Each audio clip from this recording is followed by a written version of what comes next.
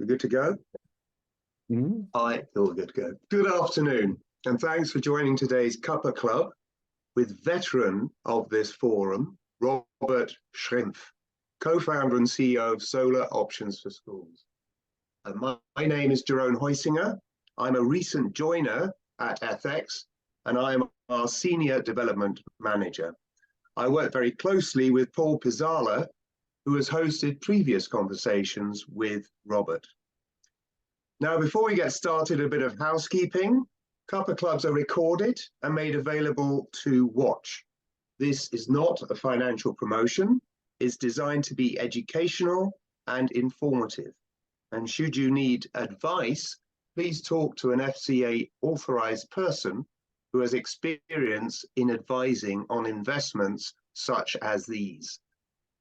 The Cuppa Club usually runs for 30-45 minutes and is an opportunity to meet and ask questions of Robert. For example, what motivates him and his team?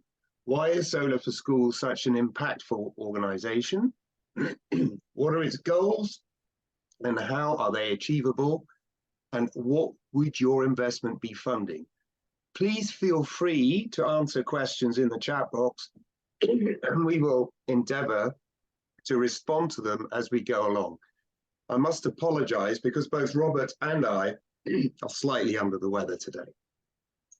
But just before Robert introduces himself, a few words on this current offer, which, similar to previous offers, would fund the installation of solar panels on UK schools, with a triple aim of saving them money, cutting carbon emissions, and stimulating sustainability education and awareness for students. In this specific bond offer, Solar for Schools CBS Limited are targeting £800,000, 20% of which has been raised already, with an interest rate 0.5% in excess of the Bank of England base rate.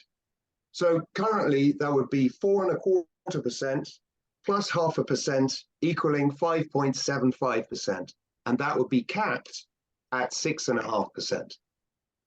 Investments in the bond are eligible to be held within an IFISA, and I should note that this offer is phase one of a program which is aimed to raise up to £4 million. I'll now hand over to Robert for introductions and an overview of Solar for Schools and what they're aiming to achieve through the latest bond offer. Robert, I've just been through your AGM presentation, which is posted on your website and was delivered yesterday. And I understand that you may want to dip into parts of it to clarify your message today. So the floor is yours. Thank you, Jerome, and welcome everybody. I'm looking forward to your questions. So maybe just a little bit on the background. So I kind of wear two hats. One, which is as the sort of founder of Solar Options for Schools, which is a company that's developing software and tools to develop, manage, and deliver education to schools via solar panels or from the solar panels. So that's Solar Options for Schools. So we do all the development work and then look after all the schools in the CBS. We don't just look after the CBS, we look after about 60 other schools, although you could argue that our single largest customer at the moment is the CBS in the UK. And then I'm also a director of the CBS alongside a number of other directors who are volunteers, which I might just share my screen and introduce you to them. Okay, here we go. I hope you can all see my screen. And so we're very lucky that over the years, we've managed to persuade a number of individuals to join the governance of the CBS. And what's quite unique about the Solar for Schools CBS is that its members are the schools themselves. So it's run mainly for the schools, of course, supported by our bondholders, which we're very grateful to. But any surpluses that accumulate over time will go back to the schools. And going back to the directors for a second, we've got sort of two directors who look after estates of schools. So Marino, who is the CEO of an academy trust, and Nathan, who's the head of estates of an academy trust. We look after the solar panels on both their schools. And then we've also got some independent directors, including Peter Roberts, and as of yesterday, someone called Craig, who work for the DFE, one as a project manager and one as an estates manager. So there are sort of links and eyes into what's going on at the DFE and what their long-term plans are. And clearly, having close ties to the DFE is essential if we're going to get schools across the line, because most projects now need to be signed off by the DFE. And then we have Wendy and Sean, who both come from a school background. So Wendy is a teacher. She's won a number of awards in sustainability education, and fingers crossed will actually be joining us on a full-time basis come January. And then Sean did an amazing job of bringing a school across the line a year ago. And on the back of that, she agreed to join the board of directors. She has a lot of experience in fundraising. So that's why she's doing it. So we're very fortunate to have a group of volunteer directors who provide oversight. Any member, bondholder, or school can become or nominate themselves to become a director. And we meet about every 2 months to discuss the progress of it. But then going back to why am I doing this? Why did I start solar options for schools? And it comes back to a question we were asked yesterday: why are we only doing schools? Why don't we do hospitals or other public buildings? And the reason is that whilst the CO2 savings from putting solar panels on any one of those buildings is significant and would be helpful, the major difference by putting solar panels on a school is that it enables you to then inspire and educate the students about energy and decarbonization. And having spent years trying to persuade my generation to put solar panels on their buildings or switch to an electric vehicle or fly a little bit less, with very little success, but noticing how incredibly powerful children are at persuading their parents to change their behavior, that's the key. And our view is that for every school that we achieve, yes, that school might save 10, 15, 20 tons of CO2 a year from the solar panels themselves. But the education that we deliver to those schools will enable those students to persuade their parents and the local community to change behaviors that will lead to significantly higher, we think between 10 and 100 times greater reduction of CO2. And what's extraordinary in even the UK, if you ask someone, what is a kilowatt hour, which is the basic unit that we measure electricity in, no one has a feel for it. A pound of sugar? We know what a pound of sugar is. A meter? It's about that much. A kilowatt hour? No idea. Or a kilowatt. You say to someone, we've installed 40 kilowatts on your roof. I could have said 40 elephants. It wouldn't have made any difference, right? So one of the key things we do when we first go to school is go through realistic examples of what a kilowatt is. And what we use is children on a static bicycle. So a child on a static bicycle, if they were pedaling as if they're going to school, not too much of a hurry, they left on time to get to school, it would be about 100 watts. So 10 students all pedaling at the same time would be 1,000 watts, which is 1 kilowatt. Now they know when we put solar panels on the roof, we've put 40 kilowatts on, they can go, okay, that would be 400 students all pedaling at the same time. Now it means something, it's tangible. We then go through the exercise saying, your school consumes 60,000 kilowatt hours a year. How many hours would you all have to pedal to produce that amount of electricity? And they sit there sort of calculating and working out and go, oh, wow, okay, that's a lot. And then people talk about electricity being really expensive at the moment, 30, 40p a kilowatt hour. But if one student had to generate 1 kilowatt hour, they'd have to pedal for 10 hours. Would they do that for 30p? No. So the key point about electricity is that it's very intangible. We use vast amounts of it. We don't really value it, and we certainly don't understand it. So that's the first lesson that we start with students in these schools. And we've developed a whole lot of tools to do that. We were very fortunate to get a grant from the UK government 2 years ago and again last year to develop a mobile app that enables students to go on learning journeys around energy and decarbonization, and also even start putting solar panels on their roof virtually, and then produce a sort of proposal that they can send to their schools.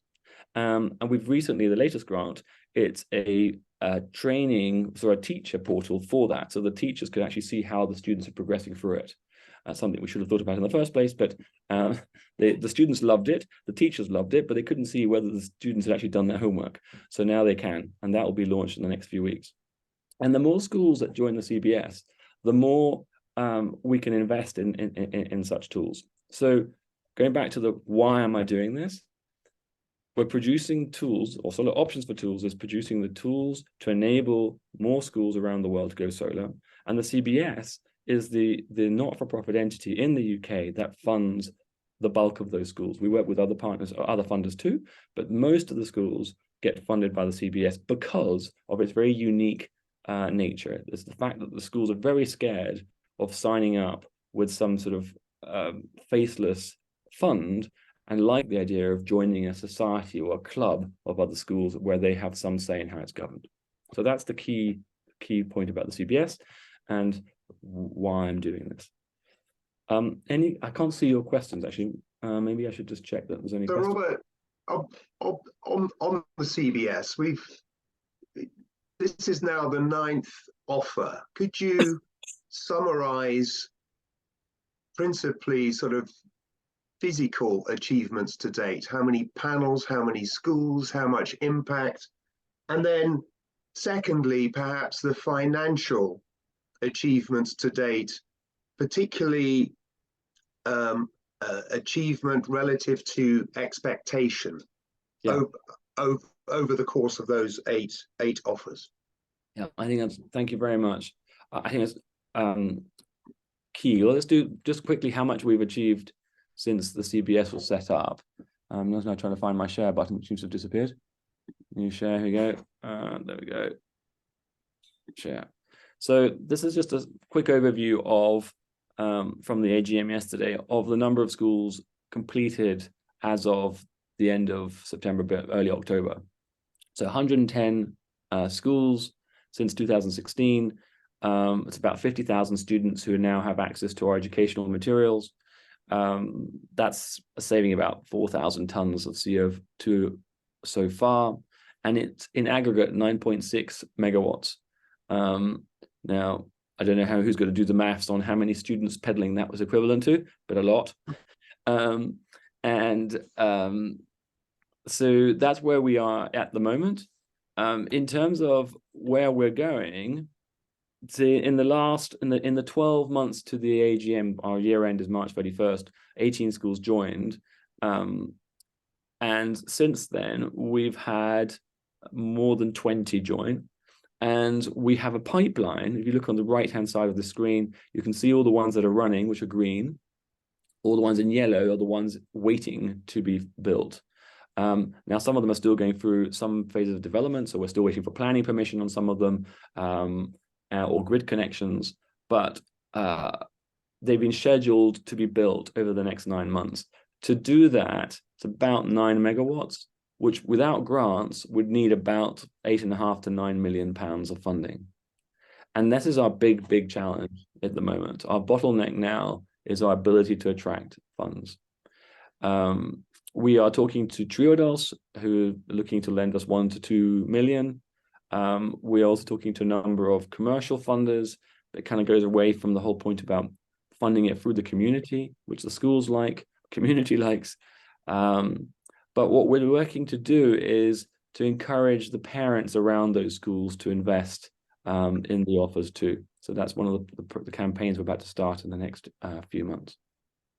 So that's a little bit about what we've achieved so far, what we achieved in the 12 months to the end of the financial year, and what we are looking to do over the next 9 to 12 months. So it's about 95 projects in our pipeline to be funded.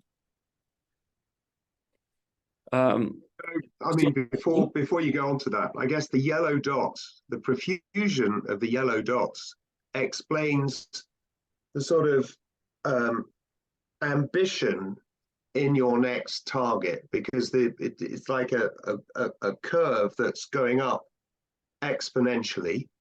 And then secondly, you mentioned grid connection, and one reads about grid connection being an obstacle in other spheres. To what extent is that an issue? Well, most of the grid connection stories you hear are for large-scale ground-mounted systems, and therefore you're trying to plug a very large generator onto a distribution network that was never designed to have large generators plugged in nilly-willy around the country. So the head of the national grid, poor Julian, is literally tearing his hair out, trying to work out how to increase the capacity of the grid fast enough. And his biggest problem is he just can't get enough people. He can't get enough engineers. So one of the key points that we're trying to do around the education piece is also encourage more young people to go into STEM subjects. We need more engineers in the UK. Anything from an electrician or a roofer to put solar panels on a roof, all the way through to highly trained engineers trying to work out how to design a grid suitable for the future. So jobs across all ranges of skills and abilities. But when it goes back to schools, because the schools are already consuming electricity, and most of the school electricity generated by the solar panels will be consumed by that school, we don't normally have too many grid constraint issues. We did have a grid constraint issue on the Isle of Wight. We've got one little school on the Isle of Wight, and we'd love to do a few more down there, but it's very difficult because of the restrictions around that grid. We've had a number of schools where we've had to install a smaller system than we would have liked because of grid constraints, but generally speaking, we're not affected as much as large-scale ground-mounted systems are. Okay. Now, before you go on to financial performance, we've had questions starting to pour in. As you can see, some of them really play into your thesis, as it were. So Andrew is asking, how much percentage of installation costs do the schools trusts pay towards the systems installed on their buildings? That's a very good question. So it varies. Our starting assumption is that the schools have no money. What we find sometimes is that we say, look, here, you could have a medium-sized system with a PPA that's significantly less than you're currently paying. And they go, well, that sounds quite attractive, but why haven't you filled our roof up completely? So, well, because we put more solar panels on the roof, more of that will then go back to the grid, and therefore the PPA price goes up proportionately. But yes, your overall savings would be a little bit better, even though your PPA is a bit higher. But you could, for example, contribute some of the funds to it to bring that PPA down. So the DFE gave every school a small amount of money last year for improvements. So some schools are using that. Thank you for the clarification on PPA. Yes, power purchase agreement, which is a contract the schools enter to buy the electricity back from the solar panels. And so we're also getting better at attracting grants. So I would say, going back to your figures, I'd say 50% are entirely funded by the CBS. I need to look it up exactly, but from rough memory. And the other 50% have either some grant funding or some contributions from the school. We've also recently had a bizarre situation where schools had the money to fund it entirely themselves, have funded it entirely themselves, but requested to be put inside the CBS. So they've paid for the entire system, but they've still become a member of the CBS because of the fact that we provide the education and the monitoring and the management systems around it. So rather than having to worry about if an inverter breaks in year 4 and going to have to find the budget for it, they just pay 2 or 3p on a power purchase agreement, which then covers all of those issues. So they never have to worry about it. So it varies from the CBS pays for it 100% to the school pays for it 100%, but most people lay somewhere between the two extremes. When we work with councils, they often pay 60% of the system costs, and the CBS funds the rest. Does that answer that question, Andrew? It feels like it, but you can let us know if it doesn't. Does the CBS, okay, do you have capacity to grow at that rate? So the CBS doesn't employ anyone directly other than the voluntary directors who oversee the operations. The day-to-day operations are all done by Solar Options for Schools. We've hired a remarkable number of people in the last year. We're hiring about 1 person a month and probably need to hire faster than that. We've actually been averaging more than that this year. And so in terms of our capacity to develop the projects and manage the projects, yes, it's growing pains, but we've hired someone who's got a huge amount of experience in solar recently. We've hired a whole bunch of experienced solar engineers. That's not the bottleneck. The bottleneck is funding. And the question as to what rate we offer that funding. So the higher rate of interest we offer, the less attractive it is to schools, and the less schools then go ahead. So it's trying to find the balance between helping as many schools as possible, yet being able to track the funding to actually make those projects happen. And Nina asked the question, do you have the capacity to grow at that rate? And I guess, Robert, that you've just addressed that. It's all about funding, which is why we're all here today. So we've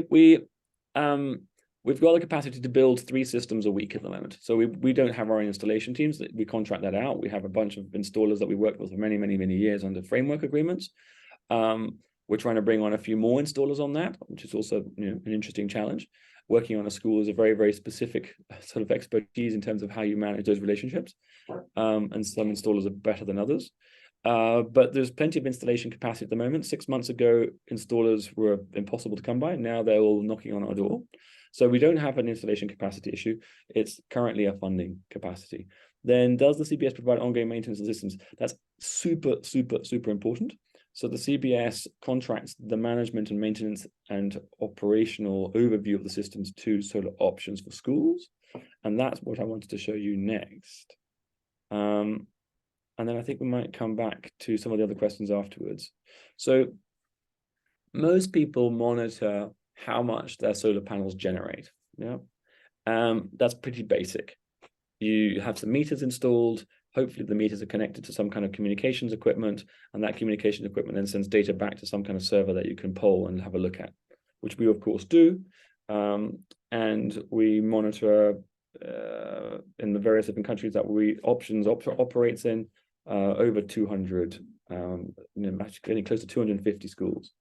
And we monitor not just generation, but we also monitor how much the school is consuming, that's consumption. And from that, how much of the electricity generated by the solar panels is actually being consumed by the school and how much has been exported. And this is important because we discovered during COVID, when we were wondering how much schools were consuming and what the impact would be on the economics, we discovered, I think it's easier to see in the next slide, yeah. In this slide here, you can see that in 2019, the gap between what we were expecting the school to consume, that's the budget figure, and what they were actually consuming had dropped significantly. Now, we discovered this in 2020 when we did some investigation around this, and then went backwards to look at all years and discovered that it had a trend that happened before. So we originally thought it was just a COVID effect. But what's clearly happening is that putting solar panels on a school means they're more aware of the energy, the education that we do kicks in, and they start to consume less. Great for the schools, fantastic for the schools, great for the society, slightly tricky if you're trying to manage the financial performance of the CBS. And so, on the other hand, it means that we're exporting more. And fortunately, in the last few years, the value of export electricity is much, much, much higher. So we've been working extremely hard to try and maximize the value of our export. And that has led to a situation where, even though self-consumption was down 20% in aggregate since the portfolio started. So this snapshot, what it does, we have a financial model for every single school, yeah, with a budget and its actual income and output and costs. That's then aggregated together, all 110 schools or 105 schools at the time this snapshot was taken, and then compared actual versus budget. And you can see that our self-consumption is down 20%, so surprise, surprise, our income is down. Now, fortunately, because we managed to get more from the export, the income is only 1% down lifetime of the model. So some of these schools are 7 or 8 years old, 7 years old. Some are only 1 year old. But the aggregate of it, we're 1% down on income. Costs, we had some budgets for costs. We're below on our costs, so it's good. So overall, we're 3% ahead. This kind of analysis is not trivial, but incredibly important and increasingly important to make sure that the long-term financial viability of the CBS works out. Now, this time around, having discovered that and having managed to get more from the export, we balanced it out and have managed to get to the point where we're actually ahead of plan. But we can't count on export prices being high forever. They will come down. They're already coming down. In our financial model, we actually only assume 3.5p, so it's very conservative, versus between 8.5 and 9p what we're getting at the moment. We expect that will come back down to sort of 5 or 6p. We're going to keep our financial model at 3.5p to allow for some buffer. But the other thing we're doing is we're restating our assumption as to how much a school will consume based on what they tell us they're consuming when they start with us. And so we plotted how much a school consumes versus the size of the system, and how much they originally consumed. And then we then shifted that curve to a more conservative position. So that will mean that all projects that were built from about a quarter ago going forward are using a much, much more conservative assumption of self-consumption rate. And that will mean that we close that historic gap permanently going forward. And the effect of that is, for example, this school, under the old model, we assumed it would replace or self-consume about 58% of the school's total electricity. Under the new model, we now assume it'll only replace about 40%. So a much more conservative assumption. That has a challenge. If we're only selling 40% of the electricity back to the school at 15p, and the rest back at the grid at 5 or 6p, we have to charge more to the school to compensate for that. And that's something that we are doing. And it's the balance between, again, how much we charge a school and what interest rate we pay. Plus the risk. You know, if we paid 6 or 7% or 6.5% interest, we'd either have to charge all the schools significantly more, or others might be using much more optimistic assumptions as to what electricity is being used by the school versus exported back to the grid. Sorry, I'm sort of probably drifting a little bit. I'm going to blame COVID. So to sum up, yes, monitoring and maintenance and management of the systems is key. Keeping generation on target is relatively easy. We need to check the systems once a year. We monitor them daily. We do an annual inspection and repairs as soon as we can see the system goes down. But that's not enough. You then also need to do the financial performance too. Okay, so that's the CBS provide. So from a completely different angle, Angela, who represents a sustainability group in Cumbria, we had some RCEF funding to do a feasibility study on community solar. One of the schools participated, but the school hasn't taken this forward. And could you advise as to how to perhaps encourage the school to do so? Yes, I think we often come across schools who are sort of halfway down the process or get stuck in the process, and we then help them across the line. Often you've got some governor or some councillor who's just very nervous about the school going ahead. And so the fact that we can point to them to sort of over 100 schools that have already done it makes life a little bit easier. The best way to do is if you send me an email, I'll type my email in the message thing, and then you can, and I'll forward it to one of my colleagues. Yeah. And then we can work with them. Then what's the other one? And there's also from Angela, are you mainly working with academies or experiencing issues regarding local authority schools regarding where liability rests between the school itself and the LA, which often owns the buildings? It's a nightmare. So that whole, I mean, the 95 projects that we've got in development, a few of those may drop out because of issues like that. We've had cases where the academy wants to sign a lease, but they haven't actually got a lease yet from the council, so we have to wait for that to happen. Yeah, it's a quagmire. Yeah, the easiest ones are small, well-established academy trusts. If you work with a local authority and you build a relationship with them, so we've got very good relationships with Leeds, Durham, and a few others, where they're sort of constantly providing us a constant stream of schools to develop and fund and manage. If it's a new relationship, it can take years. We completed a project 2 months ago where the school first started to go solar before we even existed. We've been working with them 5 years to get them across the line. We're hoping to build one in 2 weeks' time, 3 weeks' time, where again, the school's been wanting to do it for years, but the council has been extremely difficult to get across the line.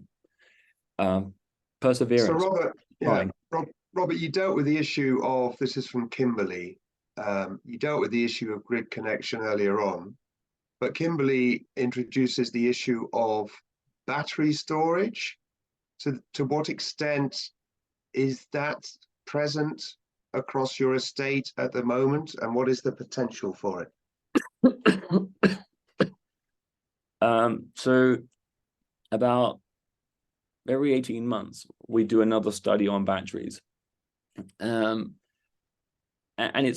batteries make sense in the residential setting because most people are at work during the day and use most of the electricity at night. So having a battery to take your daylight generation and use it at night makes sense. Schools, on the other hand, tend to use most of the electricity during the day and very little at night. So having a battery doesn't really help you move much of your excess generation from the day to the night. So what tends to happen is that in the summer, your battery stays full most of the time, and in your winter, it stays empty most of the time. And you just simply don't get enough cycles of your battery to make the economics work. Now, if you use the battery not just to move electricity backwards and forwards or to time shift between day and night, but you use it to help balance the local grid. So everyone comes home in the evening and plugs in their electric vehicle, the local grid collapses, but your battery then supplies the local grid. Then if you got paid for that, and you can get paid for that, then you might be able to make the economics work. The problem is that we're doing a sort of 25-year investment, and we have no idea what those payments for those supporting systems will be because there's no 25-year contract to go with it. So you might make lots of money one year and nothing for the next 5. So it's very difficult to build a battery into the financial model. We've done batteries in schools in other countries, in Germany, and there the council basically paid for the battery because they just wanted to experiment with it. Economically viable? No, not yet. Okay. You mentioned Germany. So Jörg, who is ex-NetViewer, has just posted a question. We do the same for companies at the moment in Germany. Are you interested to bring CBS system to Germany? So Germany is interesting. That's a different question, but Germany is a bizarre market. We've been here 5-6 years. We've done 7 or 8 funded systems. We have a sort of similar structure to the CBS for German projects. Most councils in Germany are quite rich, so they actually funded themselves. They're even more bureaucratic than British councils. So yeah, we would be interested in having a chat. So maybe drop me an email and we can explore it. So we do schools. We've got about 50 schools in Germany. Most of them, though, are funded by the council. Mm-hmm. Okay, so back to the UK. Elaine asks, if a school is self-funded, should it still use solar options for maintenance? Sorry, what was the question? If a school is self-funded, still use solar options for maintenance? Yes. So we have schools that have funded entirely, haven't joined the CBS, and then just pay us a management contract, which is exactly the same as what the CBS pays us. So whether the CBS pays us to look after it or the school pays us directly to look after it, it's the same. And then John asks, does the maintenance include, because he's clearly very mindful that this requires expensive scaffolding. Yeah, that's a really good point. So scaffolding is an increasing challenge because it's incredibly expensive. I think scaffolding and companies around scaffolding were used to a world where you put the scaffolding up, it sits there on a £2 million project, and it sits there for 6 weeks and you make £60,000 on your scaffolding. But when they want to then charge £30,000 of scaffolding that's only going to be there for a week on a project that's only going to cost £50,000, it kills the project. So by and large, if a project needs a lot of scaffolding, it just is not viable. It just doesn't happen. So we don't have that many projects where you can't get to the roof without scaffolding. We do have a few, and when we have to clean them, we basically use a cherry picker to get up there. But yes, if a roof is very inaccessible and you think it's going to get dirty because it's near a sort of factory or a depot that has sort of quite a lot of dust, or seagulls. So we've got a bunch of schools near the sea, and we've got one, and bizarrely, it's got 2 lots of panels on it. One no seagull mess at all, and the other one, they clearly have a party there the whole time, and it needs cleaning once a year. And then Elaine, and perhaps Robert, you'll understand this are you running into issues regarding public sector decarb fund and concerns about reducing the amount they can apply for because the school has a lower carbon footprint?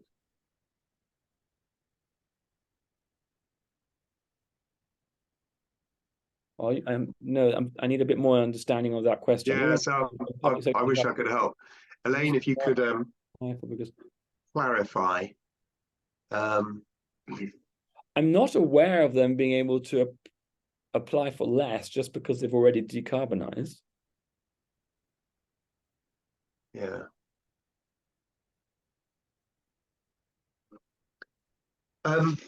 While we're pondering over that, Robert, there's one issue that that we raised during the due diligence process, and this is around the very topical issue of RAAC, and to what extent is that an issue in your operations, in your planning and the feasibility? So every single project that we build, either for the CBS or directly for the school, we have a structural engineer, not just a structural surveyor, but a structural engineer go and visit the roofs and examine all the roofs. And they have obviously been aware of RAAC for some long time. And none of the schools that we've put solar panels on have that. We have another portfolio that we manage for another fund where they did have one roof with RAAC, but that was known. And the solar panels were moved about 6 months ago and moved to a different roof on that project. So none within the CBS, one within another portfolio that we manage. And to be honest, it's a bit of a storm in a teacup. A relatively small, I mean, there's 26,000 schools in the UK. The DfE is not 100% sure how many of their schools have RAAC, but it's a few hundred. It's a relatively small, it's a storm in a teacup. But yeah, if you do a structural survey in the first place and your structural engineer knew about it, then you shouldn't have a problem. If you discover sitting on such a roof, you need to remove the panels carefully. Yeah. So going back to the previous question, Elaine has kind of clarified. I've spoken to a school and they were concerned that they would not be able to apply for as much funding because they were already green. That's an interesting point. Not one we've come across. Okay. I mean, arguably they should be front runner of it because they're already making the right steps in the right direction. So there are cases where if you haven't done at least one or two basic steps, you may not be eligible funding. I'm trying to remember what the criteria is. But yeah, and also again, back to solar panels on a school, if you think where most of the carbon footprint comes from a school, it's not the electricity, it's the heating. Yeah, heating is somewhere between 2/3 and 3/4 of their total carbon footprint. So we're increasingly doing, especially together with the council, heat pumps plus solar. And then we put much, much larger solar PV systems on them to try and cover some of the heat pump requirements. And if you think, if electricity is roughly 1/4 of the carbon footprint of a school, and we can replace, I mean, in this example that I was showing earlier, at best, half of that electricity, we're replacing half of 1/4. So it's 10 to 15% of the total CO2 footprint of a school.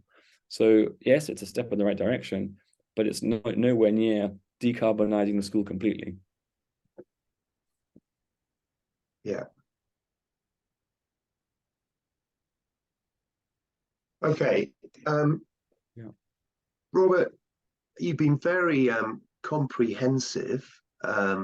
I think we've tackled, and you have tackled, most of the questions that we have been sent. If you feel that there is anything that has been missed that is important and pertinent, particularly in the context of this offer, then if you could briefly summarize, then that would be great. Thank you. No, thank you for all the questions. My favorite bit is the questions. So listening to me droning, it's a bit dull without them. I think we're in an interesting situation where, because of high interest rates, of the Bank of England interest rates, it's harder to fund these projects than it's ever been before, just at a time where schools are finally getting around to getting their head around it, and more of them are doing it. And what's the situation with the CBS? CBS is just one funder of schools. I mean, it's probably the largest one, but dedicated to schools. But there are lots of other ones out there, and they're all going to be struggling to complete these projects just at a time when we need them most. So I'm hoping interest rates will come back down again reasonably quickly, so that this challenge goes away. Because if we do have to drop these projects, it's quite awkward, because you have to go back to the school and say, look, we can't build your project. And often the students have been involved with developing those projects. So that's very disappointing for them. So I think on the one hand, we do need to balance interest that we receive for our investments versus the social good that we're doing. And yes, there are probably higher return investments one could do at the moment. Maybe not the stock market. That doesn't seem to be going too far either. But I think the balance of the ability to inspire and educate the next generation, to accelerate the pace to being carbon neutral is really key. And we want to get into as many schools as possible and inspire as many students as possible. And we can only do that if we can attract enough funds at reasonable rates of interest. But I would note that that you have adapted to the interest rate environment very well, to the extent that there is a premium, obviously, above the Bank of England base rate, which is obviously capped at 6.5%, but there's a premium. Yeah, and to the extent that there's a sort of interplay between financial and impact, the articulation, the quantification of your impact is extremely clear. Yeah, arguably, 0.5% above Bank of England for what hopefully is a relatively safe investment. Try very hard to make it as safe as possible by monitoring very carefully. And if you then do it for an IFISA and therefore tax-free, it should be pretty attractive. But we need to be raising money. At the moment, it's coming in at about 10,000 a day. And if we don't want to slow down our rollout, we need to get to nearly 3 times that much. Yeah. So if anyone's got any ideas, let us know. Okay. So thanks, Robert. So look, the Solar for Schools offer is open. Please go to ethex.org to review it. It's off to a solid start, and it's also available for an IFISA. So thanks again for all your time and your questions. Thanks, Robert, for all your commitment. We'll follow up on the questions which we have not been able to answer, although they would seem to be few and far between. So thank you, everyone else, and see you next time. Thank you, everybody. Bye.